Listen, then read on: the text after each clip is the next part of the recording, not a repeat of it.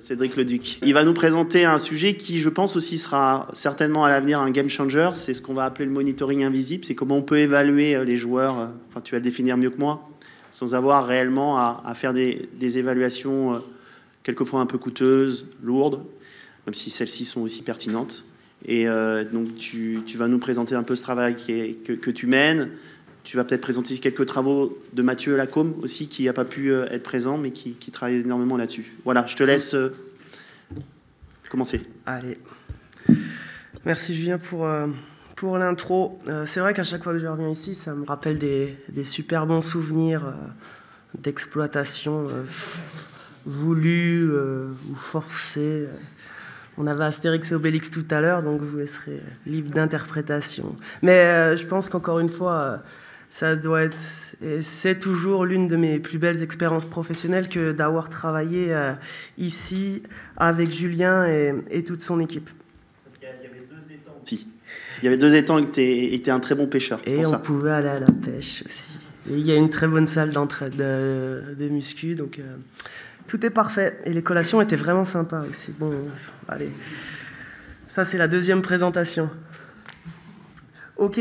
On est tous ensemble, c'est génial. Alors, pour commencer, je vais vous raconter une petite histoire. C'est l'histoire d'un sport scientist. Quand vous êtes sport scientist, votre jour où vous êtes un peu au centre de l'attention, c'est généralement, dans le cadre du football, 2 jours après le match.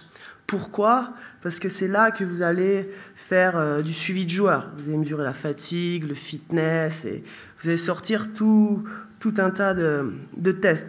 Donc il est 8h du matin, vous vous levez, vous êtes dans votre voiture, vous dites « Oh, ça va être génial aujourd'hui, on va trouver plein de choses, on va être utile. » Donc vous commencez vraiment la journée super enthousiaste. Donc vous commencez vos tests, vous arrivez 9h, vous mettez tout en place, 10h, tout. Et là, il y a déjà un petit challenge qui apparaît, c'est que ça prend du temps. Faire des tests, déployer toutes ces stratégies prend du temps, d'un point de vue opérationnel. Deuxième challenge, le joueur arrive. Généralement, les joueurs, quand on leur dit « c'est jour de test », c'est pas tous les jours la joie. Souvent parce que les tests sont maximaux, ou bien juste parce qu'ils n'ont pas envie d'être évalués. Donc vous avez souvent des blessures fantômes, mystères qui soudainement apparaissent. Vous venez de tester toute votre équipe, ça vous a pris 1 heure, 1h15 en fonction de ce que vous faites, et là vous devez traiter vos données. Troisième challenge, c'est que quand vous n'avez pas un bon système en place, ça vous prend du temps de tout rapatrier, collecter, analyser, visualiser. C'est toujours un challenge. Il est midi, après 2-3 heures de travail acharné, vous avez enfin fini, vous dites « Tiens, c'est génial, je vais pouvoir aller manger ». Mais sur la route, vous croisez l'entraîneur. Et là, vous êtes encore plus content parce que vous dites « Ah, je vais lui dire direct, j'ai trouvé 2-3 joueurs qui sont potentiellement à risque, qu'il faudrait peut-être modifier pour la séance ». Donc vous discutez avec lui, « Ah tiens, tu vois, là, il y a joueur A, B, il faudrait peut-être qu'on diminue X, Y, Z. » Réponse cinglante de l'intéressé. Pour la petite anecdote, c'était une idée de Ben. Et oui, donc vous avez commencé la journée, vous étiez enthousiaste, vous finissez, vous avez plutôt envie de rentrer chez vous et mourir ou plein de solutions s'offrent à vous. Donc ça, c'est un peu une histoire qui se transpose à pas mal de champs disciplinaires. Là, on parle du sport scientist, ça marche aussi potentiellement pour les préparateurs physiques, les kinés, éventuellement pour les gens qui sont responsables et qui gèrent avec le top management. Et donc un peu cette histoire, elle inspire vraiment une grosse partie de mes recherches, c'est ce que je vais vous présenter aujourd'hui, sur un peu l'évolution de ces différentes stratégies de suivi du joueur. Donc je vais un peu vous embarquer dans ce voyage. Donc je vais commencer par replacer quelques principes théoriques. La charge d'entraînement, qu'est-ce que c'est ? Donc le concept de charge d'entraînement, il a été développé au début des années 70 par 2 personnes qui s'appellent Bannister et Calvert. Et depuis, sur les 50 années suivantes, il y a eu toute une évolution de ces modèles, mais tout le monde s'accorde pour dire que c'est un modèle principalement en 2 composantes. À la fois la dose et à la fois la réponse.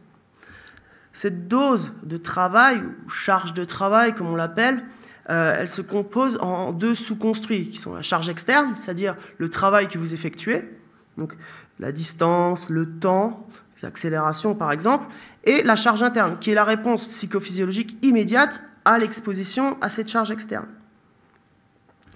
Chacun de ces deux construits, ils peuvent s'exprimer avec plusieurs variables, soit en termes de volume ou en termes d'intensité.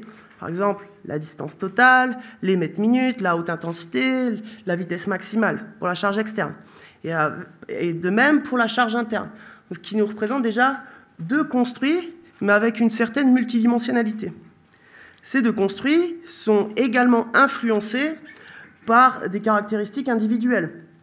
La taille, le poids, le sexe, les années d'entraînement, l'âge biologique, etc., etc.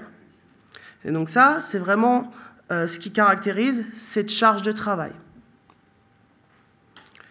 La deuxième composante de ce modèle, ça va être la réponse, ce qui va être toutes les réponses différées dans le temps à l'exposition à cette charge externe et interne.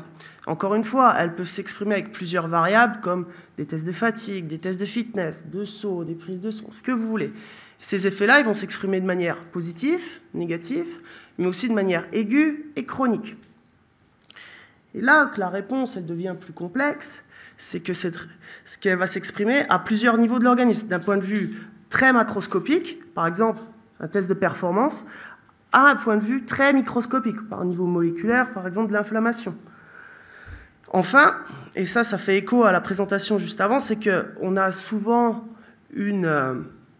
un surintérêt autour de l'appareil neuromusculaire et cardiovasculaire, mais on en oublie souvent la réponse cognitive à l'exercice. Donc en fait, en tant que sport scientist, quand vous regroupez ces deux concepts de dose et réponse, tout ce niveau d'interaction que vous voyez sur le graphique, c'est ce qu'on essaye de mesurer au quotidien. Et ça se passe donc tous les jours, toute la semaine, tous les mois, mais surtout toute l'année. En plus de ça, vous avez tout ce niveau d'interaction que vous avez vu, ils peuvent être capturés avec une multitude d'outils de mesure, objectifs ou subjectifs. Et la question qu'on se pose, moi c'est celle que je me suis posée quand j'étais à la FFR avec mon sac et aller faire tous ces tests le lundi matin, qu'est-ce qu'on peut faire pour, 1, avoir de l'impact, et 2, se rendre la vie plus facile? Et donc, au cours des années, on va dire des 6-7 dernières années, il y a ce concept de suivi invisible, en anglais Invisible Monitoring, qui est apparu avec l'idée de, avec toutes les données déjà disponibles que l'on collecte, on peut tester sans tester les athlètes, c'est-à-dire qu'on peut maximiser l'utilisation des données déjà existantes. Et ce concept, il a été proposé par Jace Delaney à l'époque dans un blog post. Donc rien de très scientifique au début. Mais après, par la suite, la science, et comme souvent, s'est approprié ce concept un peu de terrain et a commencé à l'utiliser dans des publications scientifiques. Donc dans le cadre de l'entraînement, dans le cadre des tests. Et vous voyez, il y a plusieurs occurrences de ce concept. Bon, concrètement, à quoi ça ressemble? Là, je vais vous montrer un peu les différentes méthodes qui ont été proposées dans la littérature. Donc mes travaux, mais aussi surtout ceux de Mathieu Lacombe et de son équipe en Italie. Donc par exemple, une des principales méthodes qui existent, ça va être tout ce qui est le cas des courses standardisées. Dans ce cadre-là, qu'est-ce que vous faites? C'est-à-dire que vous manipulez une partie de votre échauffement pour pouvoir mesurer un état de fatigue de vos athlètes. L'idée sous-jacente, elle est top. Pourquoi? Parce qu'en fait, vous pouvez tester toute une équipe en moins de 2 minutes. Donc ça, c'est complètement intégré à votre pratique. À l'inverse, on va dire, des tests précédents qui vous prenaient plus de temps. On va dire, le principe théorique derrière, il est quoi? Le match va induire, vous allez créer plusieurs événements à haute intensité, des accélérations, des sauts, des tacles, des plaquages quand vous êtes dans le cadre du rugby. Ces événements vont induire une certaine fatigue neuromusculaire qui elle-même va avoir un effet sur le pattern de foulée qui potentiellement peut être évalué via les capteurs GPS et centrales inertielles que le joueur porte déjà. Et donc en fait, ce concept-là, on l'a On l'a développé dans différents cas de figure, dans le cadre de l'entraînement, c'est-à-dire sur les réponses aiguës après différents types de séances.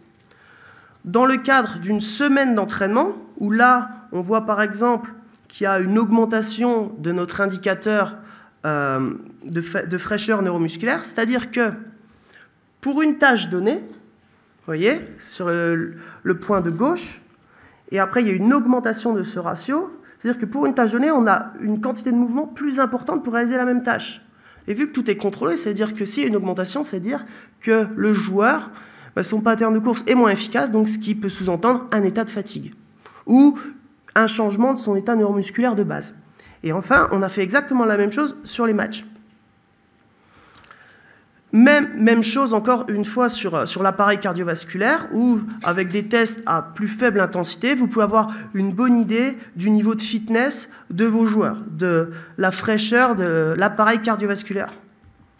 Et donc ça, il y a quand même un niveau d'évidence scientifique qui est relativement plus élevé, et avec des recommandations précises. Donc ça, c'est bien, mais en fait, là, vous utilisez juste une toute petite partie de votre séance, en l'occurrence l'échauffement. Et au final, ce n'est pas très invisible, vu que vous manipulez quand même une certaine portion de la séance.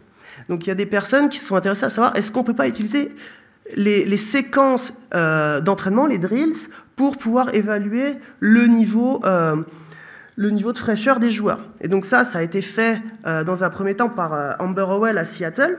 Et donc là, il regardait un peu l'activité locomotrice pendant des jeux réduits.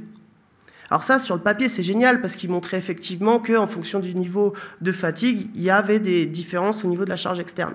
Mais dans ce cadre-là, il faut contrôler le type de jeu réduit, le nombre de joueurs, les règles, les distances, les consignes tactiques de l'entraîneur, la surface du terrain et tout ça. Donc en fait, vous aurez compris que c'est très très très difficile à mettre en place. Parce qu'il y a énormément de variables contextuelles qui vont venir influencer cette réponse. Logique. Pour justement un peu contrecarrer ces limites méthodologiques, il y a des personnes, notamment le groupe de Mathieu Lacombe, qui se sont intéressés à l'utilisation de modèles prédictifs.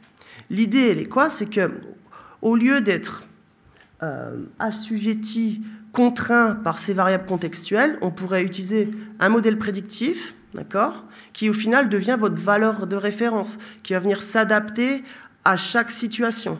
Et par la suite, cette valeur prédictive, vous venez la comparer avec la valeur mesurée pendant la séance. L'idée étant que votre modèle prédictif, qui est cette valeur de référence, cette baseline, la valeur mesurée, dès qu'elle va être différente de ce modèle prédictif, ça peut sous-entendre une fluctuation de l'état de forme de votre joueur.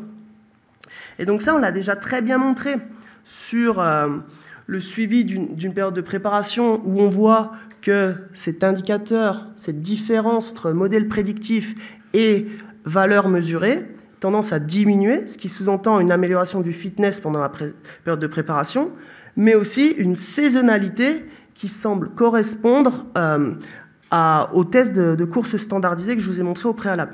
Et encore une fois, on observe des corrélations significatives et importantes qui montrent qu'en fait, cet indicateur prédictif, donc utilisé pendant toutes les séances de toute l'année, est très bien corrélé aux valeurs à des mesures, on va dire, plus de référence. Donc ça, c'est génial, parce que ça veut dire qu'on peut mesurer l'état de forme de l'athlète tous les jours de l'année, dans la mesure où il porte un cardiofréquence-mètre et un GPS.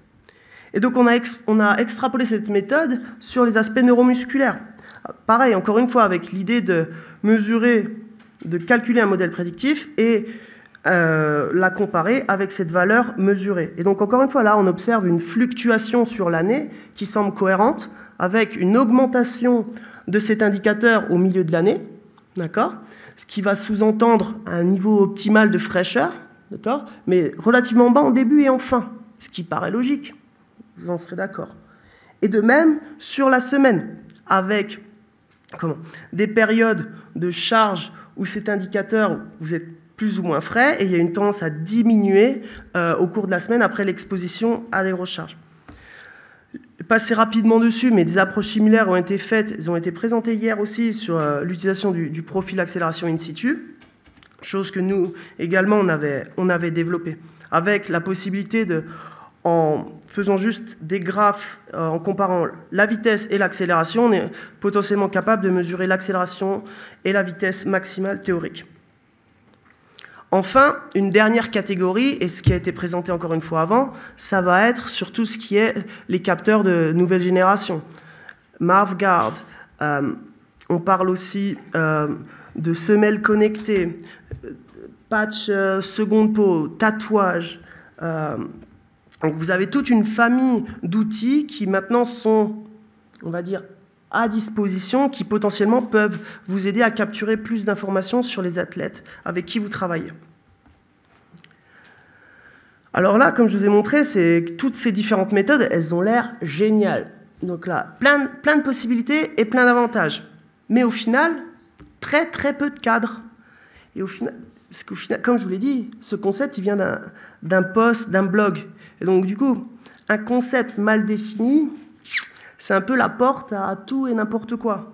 Et donc, effectivement, il y a un groupe de chercheurs qui ont mis en avant un peu ces différents doutes, notamment sur le fait qu'en fait, on collectait des données, mais pour rien en faire, que ça permettait de prendre des pseudo-décisions qui ne faisaient rien avancer la performance des athlètes ou leur santé, et qu'enfin, en fait, on excluait complètement l'athlète du process de suivi. Donc, en le faisant ignorer comment on utilise ces données. Et ce qui est d'autant plus dommage, c'est qu'en plus, il y a des concepts similaires qui existent dans le cadre de la santé.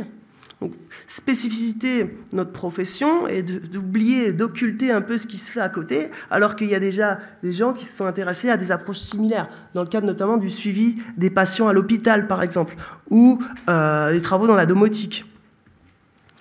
Et donc, en fait, on ne va pas rentrer dans des considérations sémantiques, tout ça, mais l'utilisation de ce terme invisible, il a créé une espèce de fausse dichotomie entre deux entités, visibles, invisibles. C'est un peu noir ou blanc, mal ou bien. Mais en fait, ça a juste créé de la confusion. Alors qu'en fait, les outils de mesure que vous avez, ils font partie d'un même continuum qui vont des méthodes les plus invasives aux méthodes qui vont être complètement non obtrusives, très libres d'utilisation.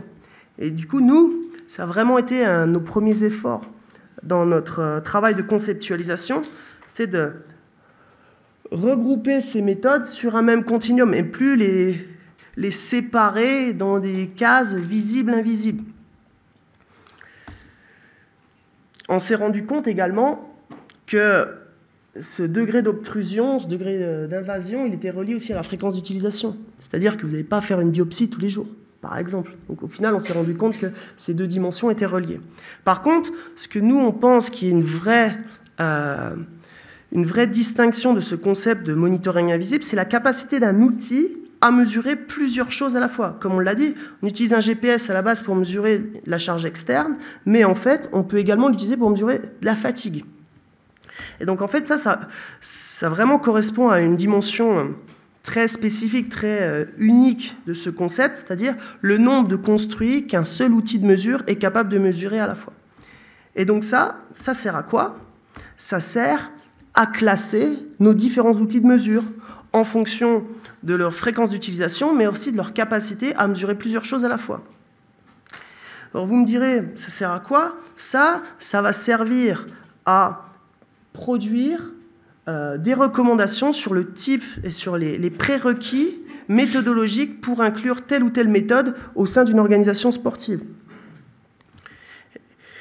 Donc ça correspond à notre premier travail et qui au final est important. Alors certes, on va dire que ce n'est pas très pratique, mais par contre cet effort théorique par la suite va permettre, c'est ce qu'on pense, la dissémination de ces pratiques et aussi de ces bonnes pratiques pour éviter un peu d'avoir tout et n'importe quoi. Donc si on reprend notre sport scientist qui était relativement, on va dire, dans un état psychologique douteux. on a parlé des différentes méthodes de suivi qui prenaient relativement de temps. Or, ce qu'on vient de présenter, c'est que maintenant, le sport scientist a plusieurs outils qui peuvent être déployés au cours de la semaine, et ce, de manière, on va dire, relativement non invasive. Donc, par exemple, sur une semaine classique, à J+2, vous pouvez utiliser les courses standardisées. Sur vos jours d'acquisition, J-4, J-3, vous pouvez utiliser ces modèles prédictifs. Mais aussi, j'en ai pas du tout parlé, mais certaines mesures prises en salle de musculation peuvent être intéressantes. Enfin, vous pouvez avoir des mesures de votre statut neuromusculaire juste avant le match, de manière à potentiellement ajuster 2 ou 3 contenus. Et surtout, tout le long de la semaine, vous pouvez utiliser d'autres indicateurs, notamment ces capteurs, on va dire, nouvelles technologies. Et donc ça, en fait, si tout votre environnement devient, on va dire, devient un test, ça veut dire qu'aussi ça implique une réelle réflexion sur les différentes parties de votre centre d'entraînement. Parce que ça veut dire quoi? Ça veut dire que le vestiaire, la cantine, la salle de réunion peuvent devenir des lieux où vous pouvez potentiellement capturer de l'information et avoir des idées sur comment votre athlète a réagi à l'entraînement, au match, et ainsi de suite. Et donc, du coup, ça va aussi impliquer une certaine réflexion sur comment vous designez, comment vous réfléchissez sur l'organisation de vos infrastructures sportives. Donc maintenant, votre contexte d'information, il n'est pas sur un seul jour de la semaine, mais il est toute l'année. Ensuite, on parlait des problématiques liées à l'acceptance des tests par les joueurs. Or, maintenant, les tests ils peuvent être sous-maximaux ou complètement intégrés à la pratique. Mais ça, après, ça sous-entend quelques challenges. Ça veut dire quoi? Parce qu'il y a, comme je vous ai dit, là, on développe des nouvelles méthodes, mais ces nouvelles méthodes, il faut les valider. Comme Ben vous a présenté juste avant, il y a eu, avant d'arriver à ces nouvelles informations avec les protège-dents connectés, il y a eu toutes des étapes de validation. Ben nous, c'est pareil. En fait, on doit vraiment faire cet effort de validation de nouvelles méthodes avant de les intégrer avec nos athlètes, de manière à s'assurer de la qualité des informations qu'on va collecter et par la suite des décisions qu'on va proposer. Donc, par exemple, sur le cadre des cours de standardisés, on a validé nos algorithmes en laboratoire.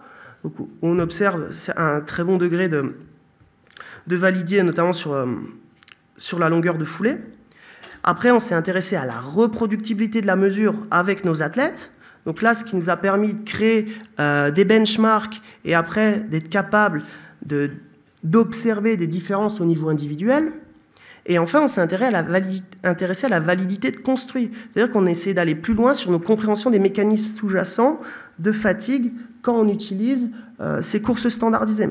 Et là, c'est des résultats préliminaires, mais ce qu'on observe, c'est que potentiellement, avec l'utilisation de ce genre de test, on est en capacité, de manière indirecte, à mesurer, ou du moins, il y a une modification de certains facteurs de risque de blessure suite à l'exposition à un match dans les 24-48 heures. Et ça va avoir des implications sur votre programmation d'entraînement et potentiellement sur les stratégies de récupération associées. Et donc ça sous-entend vraiment qu'il y a un réel effort à faire et des considérations à avoir sur l'intégration technologique des outils de mesure que vous utilisez avec vos athlètes. En plus de cette intégration technologique, qui est pour moi vraiment centrale, il faut vraiment, encore une fois, considérer l'athlète au centre de ses préoccupations, parce que c'est avec lui, c'est pour lui que vous intégrez ces nouveaux types de mesures. Et donc là, il faut vraiment être transparent sur comment on utilise ces données, parce qu'au final, vous déviez l'utilisation primaire d'un outil dans un but secondaire. Mais le joueur, lui, par exemple, il pense que le GPS, c'est fait pour mesurer de la distance, mais en fait, vous mesurez de la fatigue, potentiellement. Donc il faut l'informer, il faut lui expliquer, écoute, nous, on fait ça avec tes données, voilà ce qu'on en fait, voilà comment c'est visualisé, voilà pourquoi on le fait. Du coup, il y a vraiment un effort d'éducation à faire sur ces aspects de suivi de la charge, qu'est-ce que la charge d'entraînement, qu'est-ce que le suivi de la fatigue. Et ça doit commencer relativement tôt, notamment dans les académies.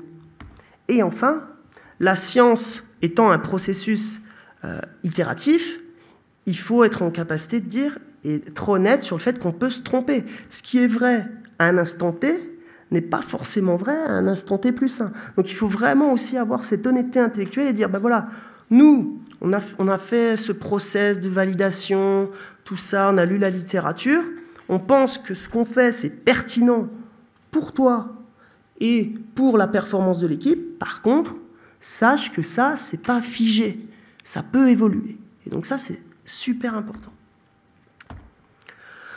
On parlait de nos processus data. Ces méthodes-là, elles sont, encore une fois, elles sont intéressantes. Par contre, ça sous-entend vraiment qu'il faut qu'en tant qu'organisation sportive, vous ayez une structure, une architecture qui permet d'intégrer ce genre de procédure. Donc, par exemple, c'est un exemple d'architecture relativement basique. Ça, ce qui a été fait potentiellement sur les courses standardisées, ce qui implique aussi des connaissances en traitement du signal. Donc on a parlé d'architecture, on parle de traitement du signal, mais aussi dans notre capacité à valider nos modèles. Ça veut dire que, encore une fois, traitement du signal, architecture, mais aussi des compétences fortes en data science, de manière à pouvoir déployer de manière simple et efficace ce genre de modèle. Et donc ça nous a amené à développer des recommandations méthodologiques pour les différents types de méthodes que l'on propose. Ça doit vraiment vous permettre de vous dire, OK, j'ai lu ça, c'est intéressant. Est-ce que moi, dans mon contexte, est-ce que je peux intégrer ce genre de méthode? Et là, ça doit vous dire oui, non, non, oui, et après prendre une décision. Parce qu'au final, si vous n'êtes pas en capacité d'intégrer un outil, au final, ça ne sert à rien de le faire. Vous allez vous brûler les ailes, vous allez perdre du temps, autant se concentrer sur les choses que vous pouvez faire. Et donc, c'est vraiment l'idée qu'on a, nous, derrière, avec ces recommandations pratiques, qui, cela dit, doit encore atteindre consensus. Enfin, on avait notre principal challenger qui, lui, n'était pas vraiment chaud par rapport à nos recommandations. Et il avait raison, parce qu'au final, on n'était pas en capacité de dire pourquoi cet athlète-là, il devait être modifié. Ça se trouve, vous avez travaillé avec des entraîneurs qui ont été champions du monde, champions d'Europe, anciens joueurs, internationaux. Du coup, pourquoi il écouterait un sport scientist qui sort du Master 2 de Besançon? C'est là d'où je viens. Et ça pose vraiment question, quand même, on est d'accord. Et donc, cependant, l'intégration de ces nouvelles méthodologies de manière très fréquente, ça vous permet en fait de relier, on va dire, un construit relativement simple avec des problématiques beaucoup plus complexes. Par exemple, l'état de forme ou les blessures. Et c'est ce qu'on a commencé à faire avec l'équipe de Mathieu Lacombe, où on avait 2 ans de données avec ces fameuses mesures de tests sous-maximaux et modèles prédictifs. Donc ce qu'on a fait, on avait d'un côté nos mesures de fatigue, d'un côté nos mesures de fitness, et du coup, ça nous a permis en fait d'avoir une espèce d'équilibre entre fitness et fatigue, et pour voir un peu l'influence que ça a sur la performance. Donc, je vais vous passer ça, mais ce qu'on observe, c'est qu'au final, quand votre joueur il est en forme, il a tendance à courir plus que ceux qui sont moins en forme, ou du moins avec cet équilibre qui est négatif, mais aussi, et là c'est là que c'est pertinent, c'est que ça a permis de mettre en lien ces valeurs d'état de forme avec la performance technico-tactique, où là on voit que quand votre joueur est plus en forme, il y a une domination territoriale dans le dernier tiers du terrain qui est plus importante et avec une pression plus importante. Donc là, ça veut dire quoi? Ça veut dire qu'au final, vos stratégies de suivi, elles ont un réel impact sur la performance. Du coup, le niveau de discussion que vous avez avec l'entraîneur, c'est plus du tout le même. Parce qu'en fait, lui, il va voir que ça va avoir un intérêt pour sa performance du week-end. Et donc là, le degré de discussion, c'est plus du tout pareil. Et là, forcément, il y a quelque chose qui peut se faire, quelque chose qui peut s'initier. Et donc voilà, notre sport scientist, lui, il va un peu mieux. Et donc c'est vraiment bien, mais c'est tout ce voyage, tout ce travail permet vraiment d'optimiser le quotidien, mais surtout le suivi des athlètes, potentiellement leur performance et leur santé. Donc, au-delà des différentes méthodes que j'ai proposées, c'est plus vraiment de considérer ce concept de suivi invisible des athlètes afin de les aider au mieux au quotidien. Merci beaucoup.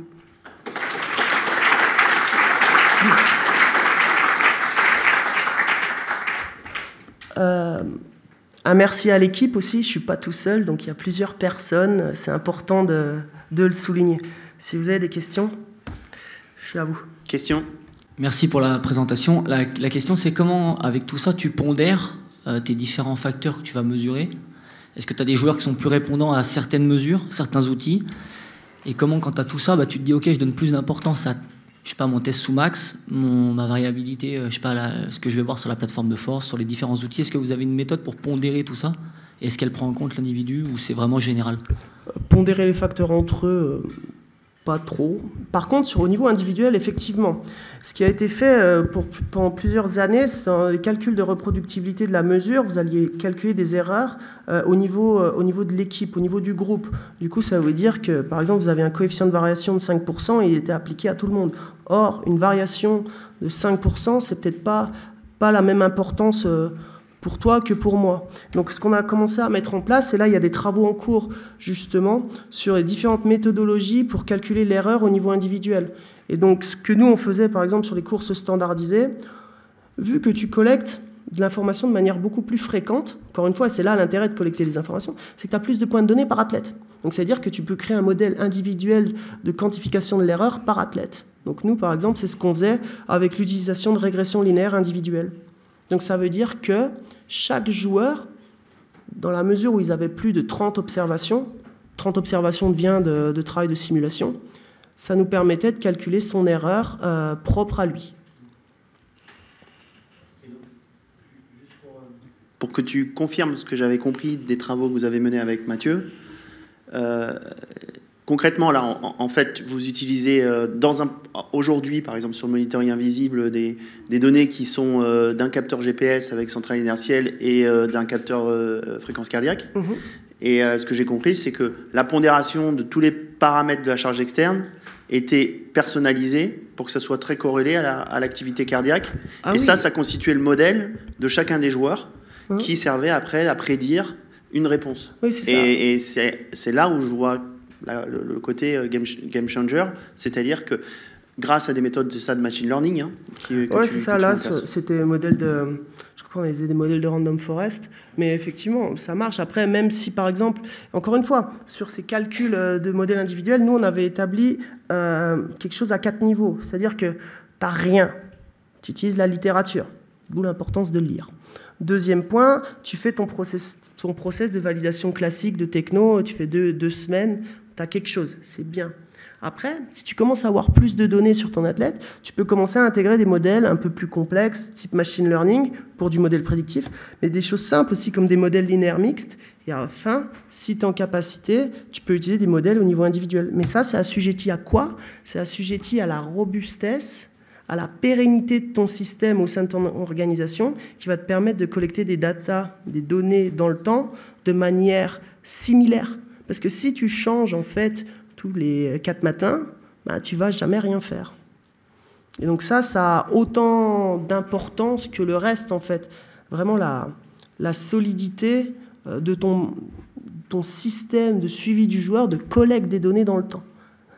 Parce que ça va être vraiment la fondation qui va te permettre, après, d'aller plus loin dans le développement de tes stratégies de suivi. Donc c'est basé sur des données qu'on récupère de manière très écologique. Donc c'est vraiment le principe.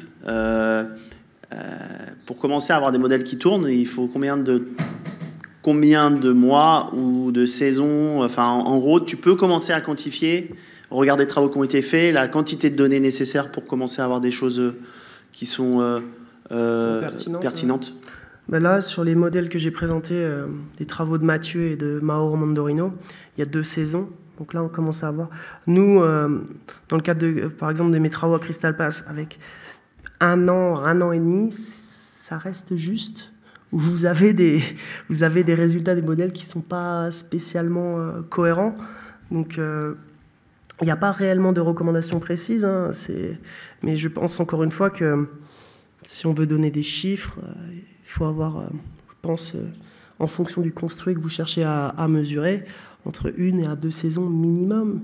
Et encore une fois, c'est là que c'est important aussi de déployer ces stratégies, non pas avec une seule équipe, mais sur l'ensemble de votre club. Parce que si vous avez une équipe de 25, mais vous faites 25 x 4, c'est 100 joueurs. Et donc si vous faites 100 x 365, la base de données, c'est plus du tout la même. Donc votre capacité prédictive, après, est complètement changée. Qui plus est, c'est encore d'autant plus intéressant parce que vous allez avoir une certaine hétérogénéité dans votre échantillon.